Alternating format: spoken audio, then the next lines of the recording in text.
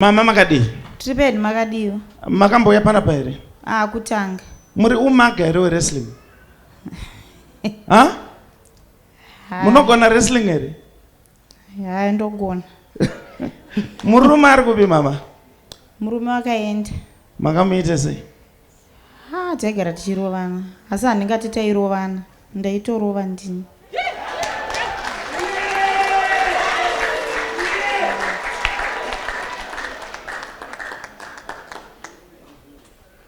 Now, waita zvakanaka uya pano. But ndiri kuoneswa ini uine mangoromera awakatemerwa nagogo. Ichokwadi. Vakakutemera pai? Ndinenyora 2 kuzamuri kuside rekuleft. Yes. Saka zvinoitika pauri unodhinda munhu zvokutodhinda chaizvo chaizvo.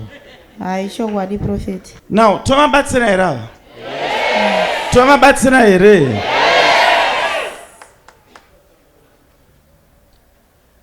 Izvozvi munogara nani? Ndirogara namaid wangu nagarden boy. Ko vana vari kupi? Vana parizvino vari kuchikoro. Nevana vari kuchikoro. Saka hama dzemurume dziri kuti kudii? Vari kuti wakadzokera unouraiwa iye akatembenga achitaura neni pafoni achiti ndinodzoka kumba. Saka hama ndo dzaakupindira dziri kuti usadzokeri. Saka iye munhu wekuti ari kuteerera hama dzake. But muda kuti adzokere? Ndoda kuti adzoke kumba. Toita kuti adzokere chara chidhindwa?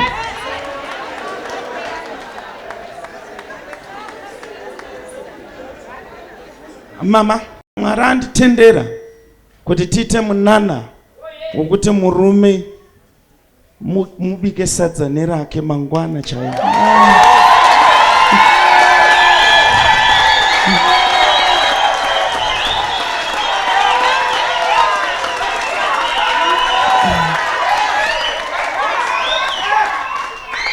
But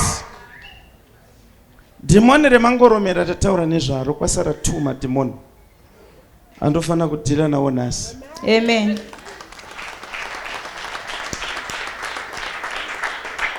Saka ndoda kuti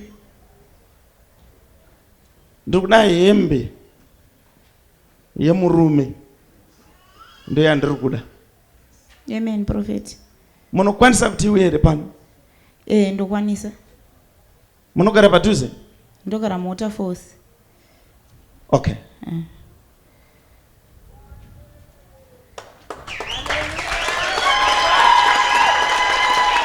Toita munana wokuti murume abva adzoka nhasi here kana kuti mangwana mukuda rini? Nhasi Prophet. Ko kudhindwa uku? Prophet ndibatsireiwo. Ndiana munokwanisa kutuma ari kumba anogona kundiigira hembe yemurume? Eni hembe? Ndinogona kumanya. Mugonomanya mimi? Okay. Asi uda kuti muite kumanya? Mati kumba kunani? Kuna maid na garden boy. Na garden boy? Ndoda kuti mufonere garden boy auye neeni hembe yemurume. But listen to this closely. Kana asvika handisi kuda kuti mubate hembe iyoyo imimi. Amen. Ndoda kuti anditambidze direct. Amen. So I want you to call your garden boy auye because munhu wechirume anomanya fast. Amen. Ndizoka? Ndofona Prophet. Saka chiendai munofona mugara pamamuri kana auya mubva masimuka naye. Amen. Very fast.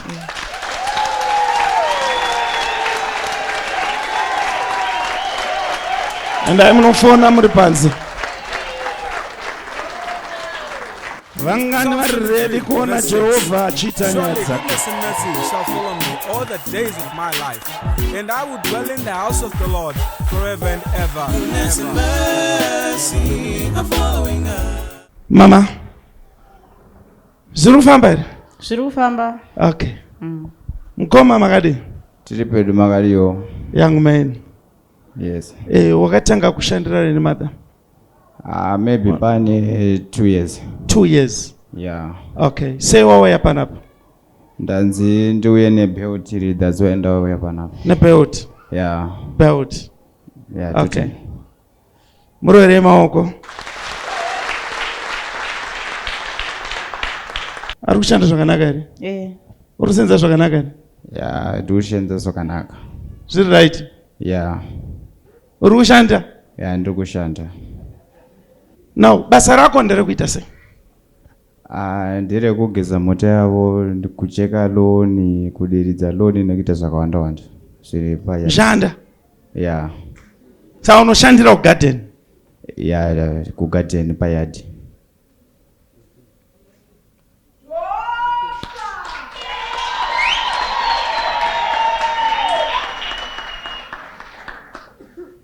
Muri wegore ripi mama? 1989. Uri wegore ripi? 2003. Now, akakutora kubasa ndiani? Murume vacho. Akakuti basa nderekuita sei? Akati basa ndire kugarden boy. Saka sei uri kushandira ava one bedroom? Sei uri kuvashandirira mubedroom? Tongoti zvakatangira mushure makunge vandishedza bedroom wavo vakanditi ndikutya kuona TV.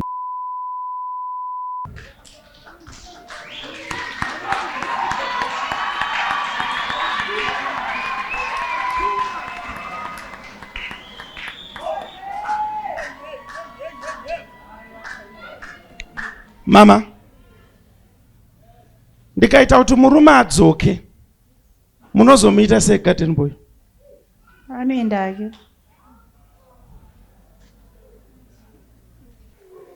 Imi muruda varume vangani kwemi? Ndoda vana. Kuende ipi? Ndibatsireiwo apostle. Toita sei? Toita kuti baba vadzoke ere kana zvavharana?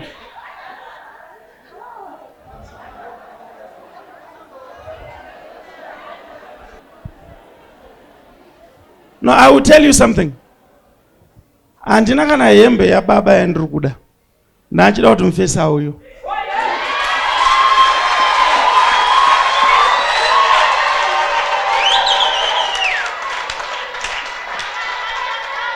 Your husband loves you. Wazvinzwa? Kuenda kwakaita murume zvekurwa mairwa ndazvinzwa.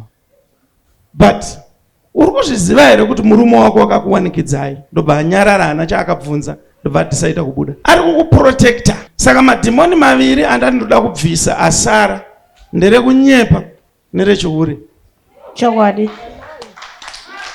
Ndibatsireiwo Prophet.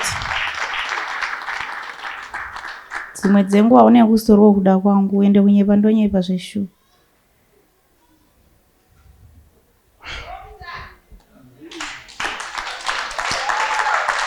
Ewo uchibva panapa ena unosiya basa. Wazvinzwa? Totenda. Imimi endai munopa mwana uyu mari yake. Amen. Munotompa yakawanda. Handaimbo kushandirayo. Munompa iri extra. Mazvinzwa ka? Mwana we aende uyu. Ndiri kuzvinzwa Prophet.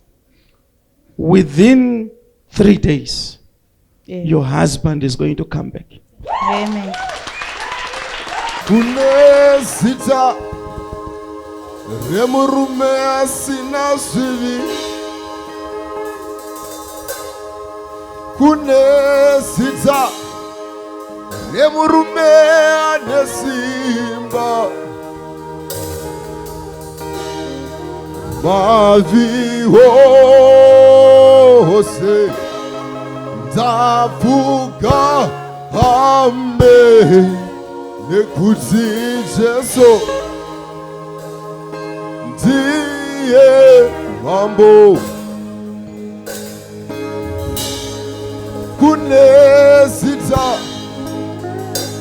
remurume asina zvivi. Kune zita remurume ane simba. Mavio ose zavuga hambe. Nekuti Jesu ndiye mambo. Anoporesa vanorwara. Jesu